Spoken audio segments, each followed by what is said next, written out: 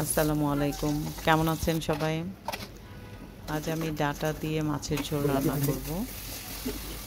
ডাঁটাটাকে আমাদের আঞ্চলিক ভাষায় ডাঙ্গাও বলে থাকে। তো এই ডাঁটার সাথে একটু ছোট আলু দিয়ে মাছ ভুনা বা একটু ঝোল করে রান্না করলে বেশ লাগে খেতে। তো এই প্রথমে মসলা দিয়ে ভালো করে কষিয়ে মাছগুলো দিয়ে মাছটাকে আবার ভালো করে কষিয়ে আমি উঠিয়ে নিচ্ছি। তারপর আমি ডাঁটা আর আলু কেটে রেখেছিলাম সেগুলো দিয়ে দিলাম।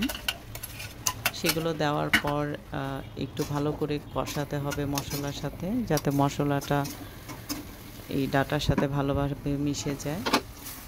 তারপর ভালোভাবে মশলার সাথে ডাঁটাগুলো মিশে গেলে বা কষে গেলে এর মধ্যে পানি দিয়ে দিব। পানি দেওয়া হয়ে গেলে সেটাকে আমরা আবার ঢেকে দিব একটু ভালোভাবে কষার জন্য। তারপর যে আমরা মাছ উঠিয়ে রেখেছিলাম কষিয়ে সেগুলো দিয়ে দিচ্ছি।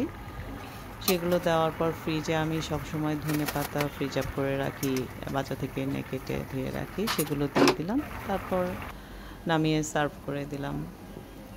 আর ডাঁটার সাথে যে পাতাগুলো ছিল সেগুলোও কিন্তু খুব মজা ভেজে খেলে। সেগুলো আমি আলাদা করে কেটে কুচি করে রেখে সেগুলো ভাপ দিয়ে তারপর আমি এটাকে বাগার দিব। সবসময় আমি শাকভাজির সাথে ২-৪টা শুকনো মরিচ ভেজে নিই, কারণ শুকনো মরিচ শাকের সাথে খুব মজা লাগে। তারপর আমি বাগার দিয়ে দিচ্ছি, শাকটা দিয়ে দিব, দিয়ে সেটাকে ভালোভাবে একটু নেড়ে উঠিয়ে ফেলবো।